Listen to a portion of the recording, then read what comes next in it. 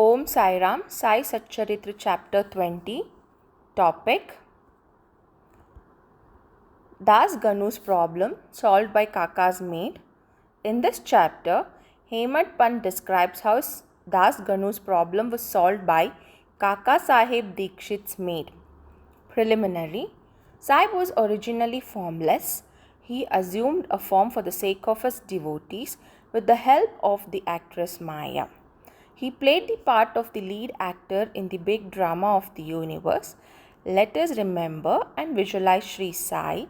Let us go to Shirdi and watch carefully the programs after the noon Aarti. After the Aarti ceremony was over, Saibaba used to come out of the masjid, stand at its edge, distribute udi to his devotees with very kind and loving looks. The devotees also got up with equal passionate, grasped his feet and stood there staring at him, enjoying the shower of udi. Baba passed handfuls of udi into the palms of his devotees and marked their foreheads with udi with his fingers. The love he bore for them was boundless. Then he addressed each of the devotees individually as follows: O Bau, go have your lunch. Anna, go to your lodgings. Bapu, enjoy your dishes. In this way he accosted each and every devotee and sent them home. Even now, one can enjoy these sights. If one brings into play their imagination, they can visualize and enjoy them. Now, bringing Sai before our mental vision, let us meditate on him, from his feet up to his face, and prostrate before him humbly and lovingly. Let us now respectfully revert to the story of this chapter. The Ishavasya Upanishad. Das Ganu once started to write a Marathi commentary on the Ishavasya Upanishad. Let us first give the readers a brief summary of this Upanishad before proceeding further. It is called a Mantropanishad as it is embodied in the mantras of the Vedic Samhita. It constitutes the last chapter of the Vajasani Samhita, that is Yajurveda, and it is therefore called the Vajasani Samhitopanishad.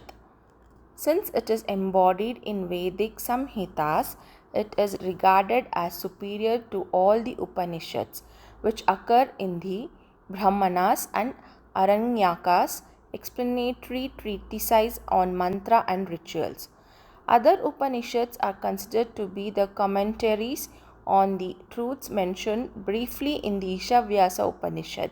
For instance, the biggest of the Upanishads, the Brihadaranyaka Upanishad, is considered by Pandit Satvalekar to be a running commentary on the Ishavyasa Upanishad.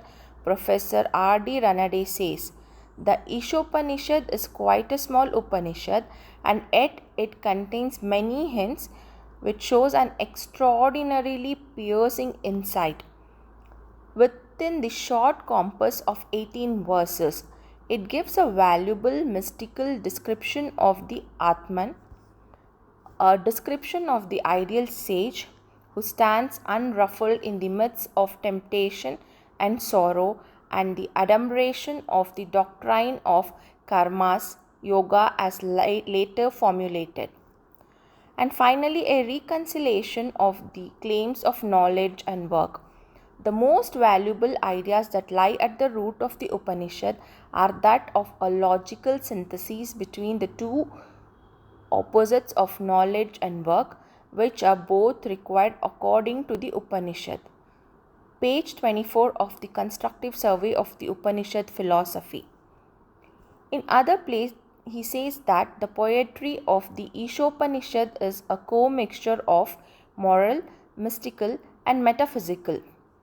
From the brief description given below, anyone can see how difficult it is to translate this Upanishad from Sanskrit into a vernacular language and summarize its exact meanings. Das Ganu translated into Marathi verse by verse, but as he did not comprehend the gist or essence of the Upanishad, He was not satisfied with his performance. He therefore consulted some learned men regarding his doubts and difficulties and discussed it with them at great length.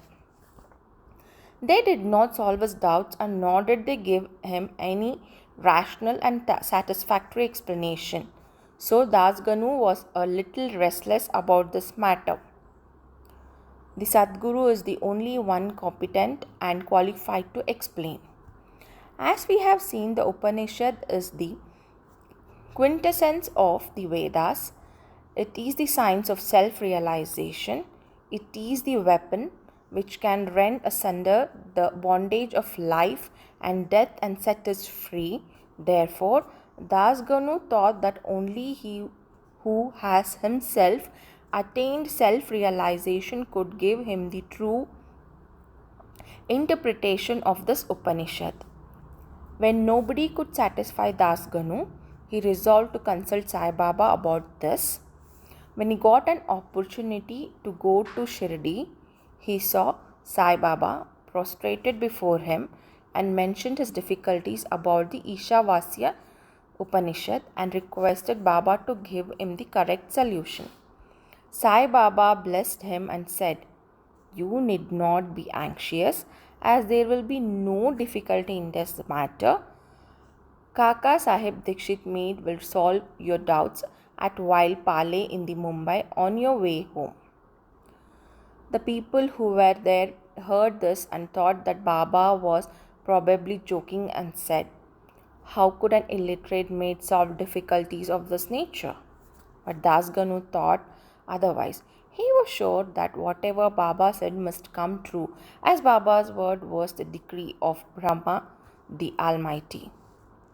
Kaka's maid. Since Dasganu fully trusted Baba's words, he left Shirdi and came to Vilayparle, a suburb of Bombay, and stayed with Kaka Sahib Dikshit. The next day, when Dasganu was enjoying a nap, some say when he was engaged in worship, he heard a poor girl singing a beautiful song in a clear and melodious voice. The subject matter of the song was a crimson-colored saree. How nice it was, how fine its embroidery was, how beautiful its ends and borders were, etc. He liked the song so much that he came out of his room and saw that it was being sung by a young girl, the sister of a servant of Kaka Sahib's. The girl was cleaning vessels and only had a torn rag on her person. On seeing her impoverished condition and her jovial temperament, Dasganu felt pity for her, and when Rao Bahadur M.V. Pradhan gave him a pair of dhotas the next day, he requested Mr. Pradhan to give the poor little girl a sari. Rao Bahadur bought a good sari and presented it to her. Like a starving person getting good dishes to eat, her joy knew no bounds. The next day she wore this new sari, and with great joy and merriment, whirled, danced and played with other girls. The following day, she kept the new sari in her box at home and came with the old and torn rags. But she looked just as merry as she did the previous day. On seeing this, Dasganu's pity was transformed into admiration. He thought that since the girl was poor, she had to wear a torn rag. But now she had a new sari which she kept in reserve, and despite wearing the old rag, showed no trace of sorrow or dejection. Thus he realized that all her feelings of pain and pleasure depend upon the attitude of her mind. On thinking deeply about this incident, he realized that man ought to enjoy whatever God has bestowed on him, with a firm conviction that God bests him on all sides, and that whatever is bestowed on him by God must be for his good. In this particular case, the impoverished condition of the poor girl, her torn rag, the new sari, the donor, and the acceptance were all pervaded by the Lord. Hence, Dasganu got a practical demonstration of the lessons of the Upanishad, the lesson of contentment with one's own lot, in the belief that whatever happens is ordained by God and is ultimately good for us. Unique method of teaching. From the above incident, the readers will see that Baba's method was unique and varied.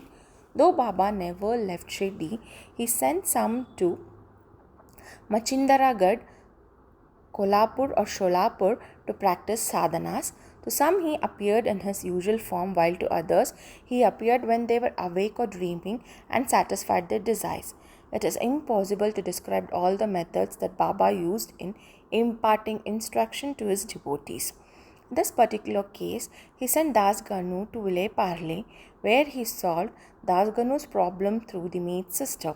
To those who say that it was not necessary to send Das Ganu to Vile Parle and that Baba could have personally taught him, we say that Baba followed the best course. How else could Das Ganu have learned such a great lesson? How could he have learned that the poor maid and her sari were pervaded by the Lord in such a practical way? Now, we close the chapter with another beautiful extract about the Upanishad. The ethics of Ishavasya Upanishad. One of the main features of the Ishavasya Upanishad is the ethical advice it offers, and it is interesting to note that the ethics of the Upanishad are definitely based upon the metaphysical position advanced in it. The very opening words of the Upanishad tell us that God pervades everything. As a corollary from his metaphysical position, the ethical advice it offers is that man ought to enjoy whatever God bestows on him, in the firm belief that whatever is bestowed on him by God must be good.